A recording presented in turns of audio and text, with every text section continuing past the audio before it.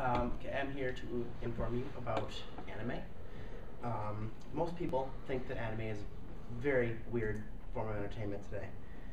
They think it's too unrealistic, so they don't think they will get any enjoyment out of watching it. But it relates to shows with a real live cast more than most people would think. The plot lines can be very similar in structure.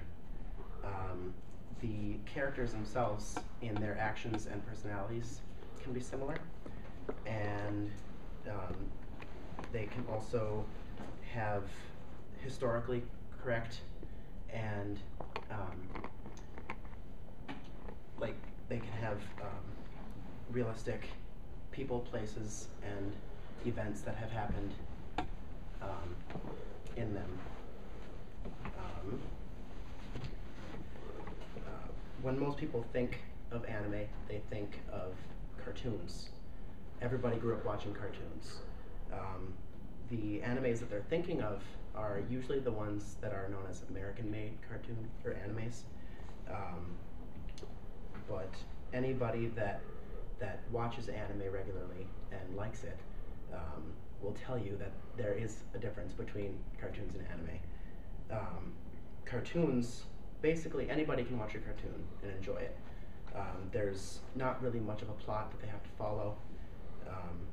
They have a lot of attention getters, like colorful scenes and over-the-top characters that everybody can relate to.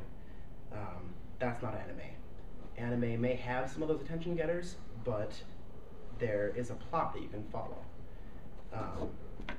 An anime that I recently finished watching, Eden of the East, is a very good example of realistic plot. In the anime, there are 12 people who were all given one cell phone each with 10 billion yen loaded onto it, and they were all given the task to make Japan a better place. Using their cell phones, they could contact an operator named Juice, and she could help them further their progress in the game.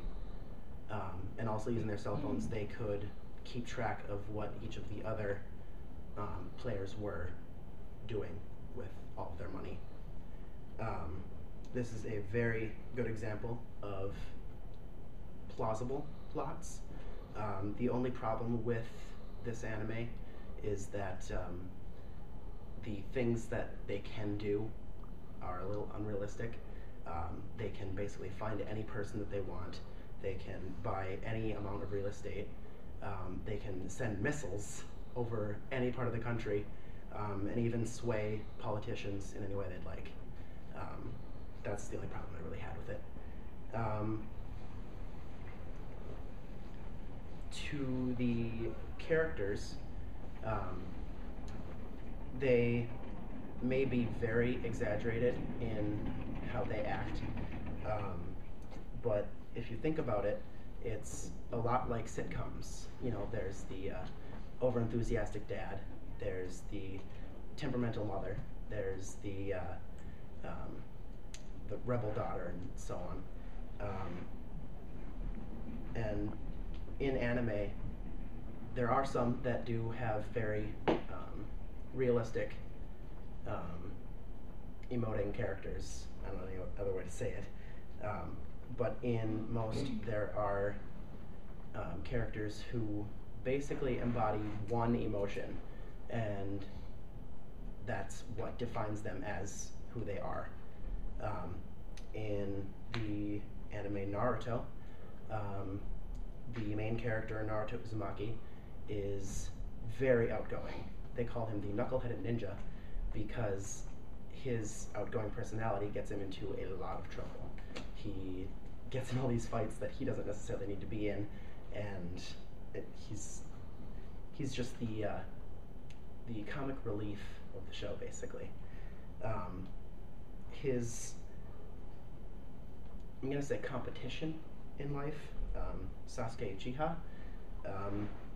is basically the complete opposite. He's always showing a depressed or mad emotion, and the main reason behind that is that he has a lot of anger built towards his older brother Itachi, and because his brother slaughtered his whole family basically, and all he wants is revenge.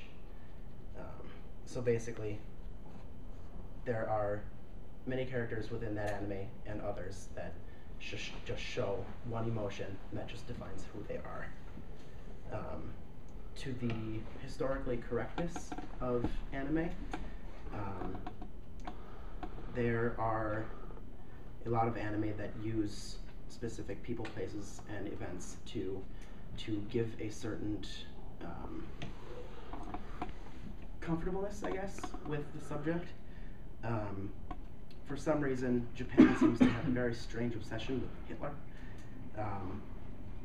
In an anime, I'm not sure which, there is a speech of Hitler, animated version,